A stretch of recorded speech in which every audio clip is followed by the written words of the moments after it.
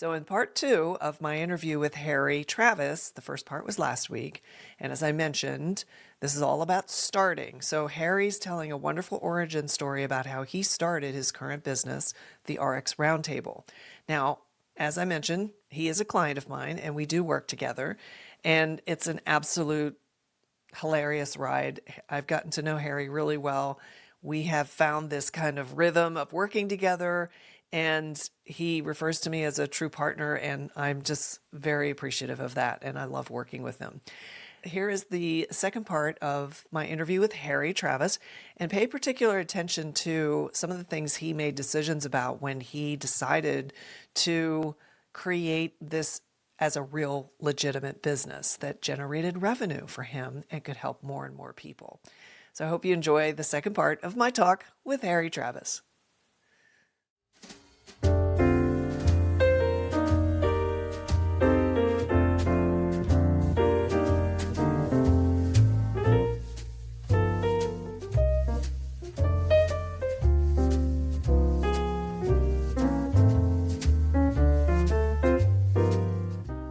Welcome to My Solopreneur Life. I'm Terry Pappy, your gracious host, and I am so glad you're here. I have a wonderful episode for you. Sit back, relax, and let's have some real talk about what it is to be a solopreneur.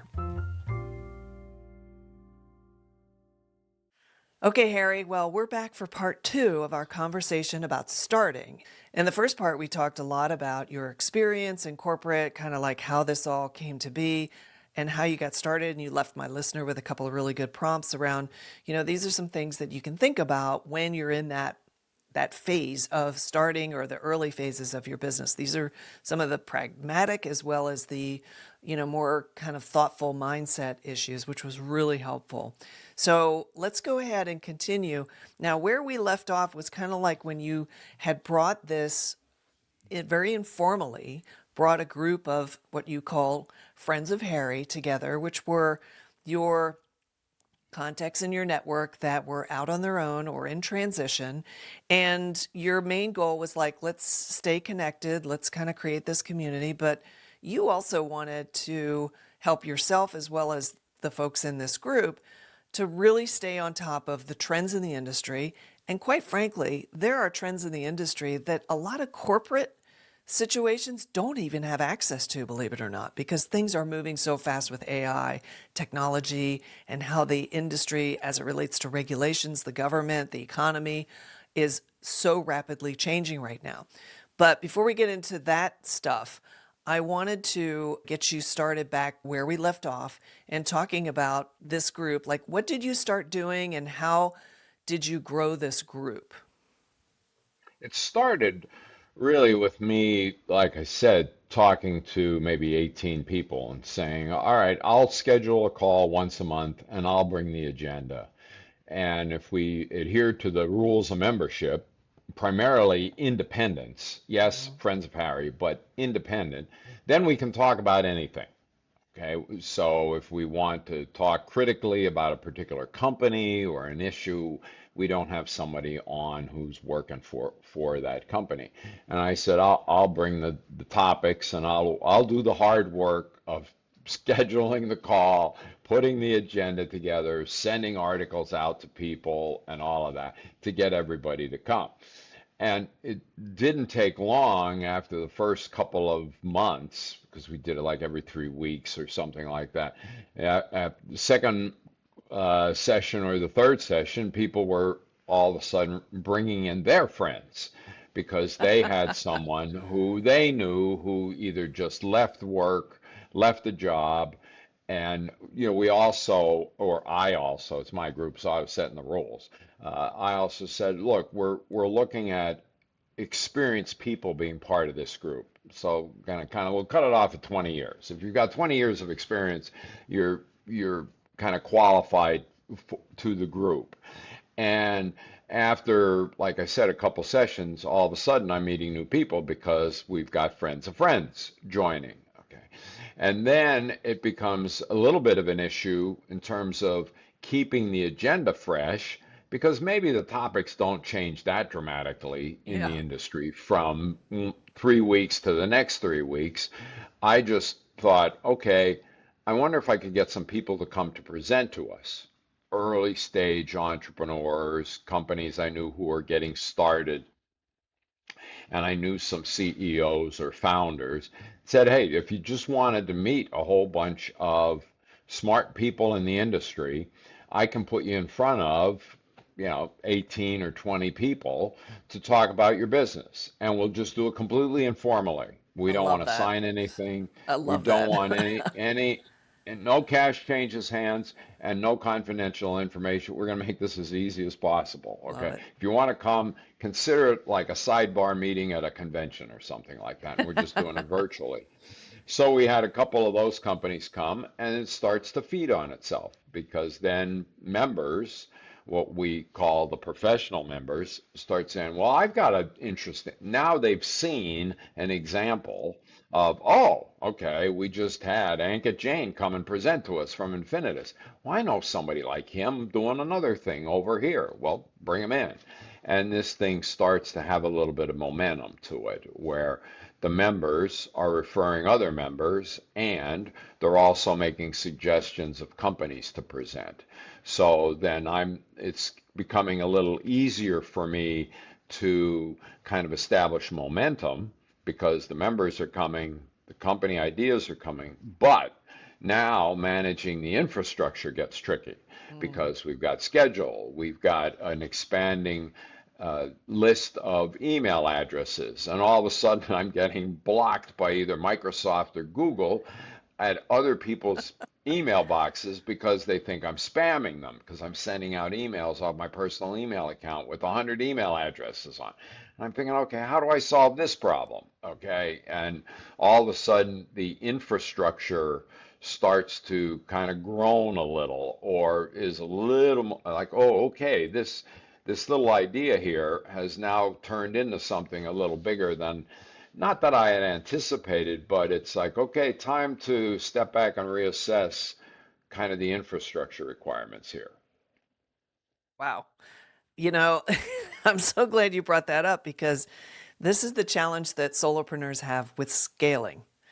And it almost sounds like scaling happened without your, I don't want to say permission, but like it wasn't really intentional. I mean, it just kind of happened because you were putting something out there that was very attractive for people and that nobody else was doing, especially at the level of generosity that you were, which was, this is free and I'm going to coordinate everything. And here's the Zoom link. I'll use my own Zoom account, my own email. It's like you just kind of started doing it and it grew in spite of itself, which is absolutely remarkable. It's so many people don't realize the power of providing something that's of interest and value to the right audience, and it literally will advocate for itself. And people are like, oh, I got to bring in these 5 people, or this, I got to talk about this, or this is so cool what Harry's doing, kind of thing. And that's what started to happen. So as you're getting to that, I don't want to say critical mass, but like that point where you're like, holy crap, this is turning into something crazy, because you didn't really have like a business plan or a formal strategy like I'm going to start my own, consultancy. It was very kind of like loose and like, yeah, just see what happens and let's help some people out and kind of thing. And then all of a sudden you've straw manned a real business. So what was that turning point where you were like, okay, I need to make some changes slash improvements or handle this differently because it's gonna it's gonna become a job before I'm ready for another job, if you will. So what happened? I think what I think that the question is both what happened and what didn't happen. Hmm. So okay, I'm 9 months into it. I've got maybe 50 or 60 members. We've had 10, 15 companies present to us, uh, and I get invited to be on the board of a company, a cool specialty pharmacy distributor. Mm-hmm. I get invited to be on that board. Okay. Well, I've been out of corporate at that point by at least maybe 18 months. Okay. And I get my first invitation to be on a board. So my point in saying what didn't happen is I didn't get like 5 invitations to be on a board. And I had been networking pretty well, and you get one. Okay. So what I what I realized is that the network and what I ultimately ended up calling the RX Roundtable, okay, was the method to my madness is that that's a good platform for me to essentially project myself into the market and let people know about me. And I should put some investment into it to be able to balance both the activities of the roundtable plus my desire to be a little more connected to one or two or three companies. So the inflection point was to say, okay, you really you, Harry, don't want to spend 100% of your time on the roundtable because you also like board work and advisory work. But you don't want that to be 100% of your time either. And so, how do you balance the two? And to do it right is I'm going to have to spend time and money on developing more infrastructure in the networking project, what I originally called our RX Roundtable, OURX Roundtable, which was impossible to pronounce and everybody misspelled. So got away from that. Oh, okay. But the method to the madness is, and thinking to your audience and people who want to be solopreneurs, it's like, okay, what do you really want to do? What do I really enjoy? I really enjoy meeting people and connecting people, but Mm. I also enjoy making a contribution to something more specific. Okay, so a board seat or an advisory role where there is a little more of a long-term project to it and you're in it for the long haul. So I'm really enjoying my board position with the company that I'm on and would like to find one or two more of those. And the way to do that is board seats and senior advisor positions are hard to come by, and Mhm. it's generally through who you know. Or as I say, it's not who you know, it's who knows you. Mhm. Okay. Who out there knows you and knows you well enough that when the opportunity pops up, your name is in the front of their mind. Okay. So how do you maintain that share of mind across lots of connected people? And like, okay, there's a interesting symbiotic relationship here between kind of the goal of being on boards and managing a network of friends and experts and solopreneurs uh, so that they're benefiting from me, getting to know me, and getting to know everybody in the group. Gotcha. So it was a little self-serving there, almost like you were using this thing you stumbled upon to get that, Yeah, whether it would be looking at another corporate job, not that that's what you wanted, but these advisory board roles. And I like how you broke that apart in like, here's this one thing that I really get a lot of enjoyment and it's a passion, which is networking and connecting people and just helping people out when I can. And then there's something where I can have a focused, intentional value offering to a company where I can bring my skills almost like it's like a mini corporate job where you can come in and focus on one thing, which is helping that company achieve their goals and involves just that company or that company's leadership as an advisor. And I love how those two kind of really seem to complement one another and satisfy a lot of those desires you have for what you want to do in your life. So, when you were looking at the infrastructure challenge, what decisions were you making? Did you have any leads or people you could go to where you could get that information from? How did you go about making those decisions? Because I'm sure there are a lot of solopreneurs that would want to know, like, well, how do I set all this up? And it's easy. It's so easy, Harry, to get caught up in the tactical things, and you don't make the mental housekeeping that you need with your mindset and having the right. courage and things that we just talked about on the first part. And it all becomes about, oh, I need a website, I need this, I need that, I got to build this, I got to get a storefront, I got to hire a Yeah. sales guy, and all that kind of stuff. What were the decisions and thinking for you at that point when you were kind of reached that critical mass? Yeah. I was thinking tactically, like you said, well, the first decision was, okay, I'm going to turn this into a business. Gotcha. That's the first decision. This is either going to be an expensive hobby, expensive and time consuming, or I'm going to turn it into a small business. And it needs to sustain itself because I'm going to put 50% of my time into it, and I'd like to get some return on that and realize, okay, there's going to be cost involved in some of the technical infrastructure and things like that. So the first decision is, okay, it's going to be a business. The next decision is on the tactical side, and I'm thinking in retrospect here, but I think I quickly moved from, okay, I need a website, or I need an email platform, or I need a brand, and all of that. Hmm. And quite frankly, it was a little overwhelming at the time because it's like, okay, how many different people do I need? How many subcontractors do I need? And what's the value proposition? How do I clearly state what this is I am trying to build so that creative types or technical types can say, oh, you need this or you need that. And, just like I started the whole thing on a networking basis, I just started to ask friends, okay, here's my problem. Okay, I want to organize this a little better. I've got all these emails. I need an email list. I need a place to land. I need a way to describe the round table, that sort of thing.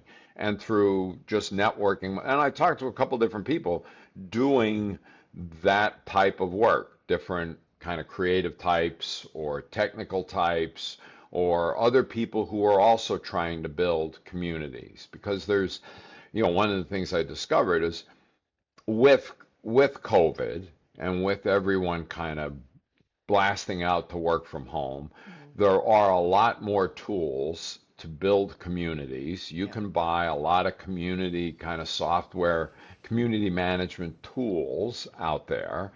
And there are a lot of people building communities out there now, more than there were 5 years ago. Okay. So, what tool do I want? How do I want to differentiate? That sort of thing. And through that process, I met you, a friend. Yeah, I talked to a friend, and he said, maybe you should talk to Terry Pappy. I'm like, okay, I'll talk to you. And I had talked to two or three other people along the same lines. And let's face it, I immediately connect. I got the sense from talking with you that you kind of air quotes got it, got what I was thinking about. And in the first couple of weeks of just kind of scoping out the problem, it was very easy for me, uh, and I would encourage other people to kind of think along these lines. How much are you, as kind of the creator of your idea or your solopreneurship value proposition, how much are you willing to let go of kind of the tactical and the creative and that sort of thing so that you can spend time working on what's the essence of the project? And I think that you and I have kind of reached a good balance Hmm. where I trust your judgment. I trust your abilities to kind of get things done around creative editing, content development, tactical, just technical infrastructure, so that I can work on kind of the real high level, not that you're low level and I'm high level, but the more the more, what's the essence of me and how do I want to position myself with my friends and how do we grow the business? One of the concepts or one of the values that I realized in working with you is that as a solopreneur, you don't have to do it all yourself. Okay, you can have partners as a solopreneur that really help you kind of boost the business. I had not anticipated as I started my journey that I would have, I'll just use the term partner in a loose sense, but I consider you to be a partner with me in this. I was originally thinking, oh, okay, I might have an ad agency and I might have a tech support guy and I might have somebody. And reality is, you and I have just become partners in this in a very loose sense, but very strong in the sense that I think we're both enjoying working with one another and Absolutely. moving this forward. Hmm. And so, to your audience, if there is an opportunity to find the right person and it clicks, it really becomes a very synergistic relationship where 1 plus 1 is much greater than the sum of the parts. Got it. And since this season's all about starting, I want to just kind of help us wrap up the second part. And where you're at now is this is a platform that is a true business. You are bringing in revenue, you're growing your reputation for having this product and what you've created. You're getting continued referrals and a lot of people coming in that are, if you think about it, it's a pretty niche audience. And not just from the standpoint of the sector and the industry that you're focused upon, but also the fact that the people who are legitimate members have to have a specific criteria of not working in corporate. If you open Right. that up all of a sudden to corporate, you'd probably have hundreds and hundreds or more. But what's nice in what we've done is we have cast a wider net from the standpoint of the information that we're generating and building through your newsletter, which is a big part of Hmm. it. So, for Yeah. my listener, I am going to have a link to Harry's site that we've built together, and he's doing amazing. If you want to have a conversation with him, I definitely encourage that. He's a great person to be a mentor, to connect you with people, and I highly recommend that. You may regret me saying that, Harry. Your inbox is already pretty full as it is, and I'll so's take your it. I'll calendar. take it. And I appreciate all those comments very much. Well, You're thank very you. kind. It's mutual. Harry and I have a great business relationship and a great friendship, and I'm grateful for that. Just to kind of give that parting wisdom that you are so wonderful at doing, what would you say is your biggest learning slash takeaway from this, where this roundtable started and where it's at now and where you're going? And we'll just make that the kind of inspirational prompt for my listener. So, where would you like their takeaway to be as far as your experience with your business, where it is now and where you've gotten to? Yeah, I think my personal takeaway is there is a big market for fellowship, Mm, or maybe to state it a little more, there's a lot of loneliness out there. yeah. But to tap into that and help people along the way takes a lot of work. It's a lot of emails, it's a lot of follow-up conversations, and I get a lot of personal encouragement and a lot of personal kind of energy and rejuvenation from the positive feedback that I get. But there's also a lot of unanswered emails. So, the folks who do reply, to all of you out there who have replied, I love it. Okay. And I try to do the same thing. So I Yeah. realize how much my email to somebody means to someone. Hmm. Maybe I didn't realize that as much when I got started, because now I realize how much it means coming back to me when you're on your own. Yeah. Yeah. I love You, it. there are a lot of people in corporate roles who are not as responsive as they could be, who have just kind of fallen into kind of a corporate mode, more for laziness than anything else. It's not Yeah. because they're not Truly. friendly. Truly. Okay. Yeah. The reply to an email means a lot to everybody out there, me included. And I love that sentiment because we hear this endless hamster wheel of, oh, my inbox, and oh, I got to answer this email. It's like people are bemoaning that. But as solopreneurs, you're right. It's a form of isolation when you're out of those environments and reliant upon remote connections to Hmm. provide that and shore that up, which is really, Right. really important. Thank God we have Zoom. So, well, I love that. And, that's kind of what I'm trying to do with my solopreneur life is for my listener and for the audience in general. It's like, you're not alone as a solopreneur because there are other people that are doing the Hmm. same thing, going through the same struggles, having to make hard decisions, and Right. and yet they get all the value from doing work that they love and being with people who appreciate it. And that's you, Harry. So thank you so much for being on the show. And I know you and I could talk for hours, but I do appreciate your time on both these parts. Thanks so much. You are very welcome. Well, I know you're disappointed, but that's it for this episode. Listen, the great news is there's another one coming, so stay tuned. Anyway, I just want to make sure that you do the prompt if this episode had a prompt, and you get that homework done because you're going to be a better solopreneur. How's that for a maternal finger shaking at you? Hey, listen, thanks so much for being here, for giving me time of your day, and, for taking it on. So if you want to learn more and stay connected with me, just head on over to mysolopreneurlife.com. Thanks a bunch. See you soon. That was pretty good. I think I'll keep that one. Bye.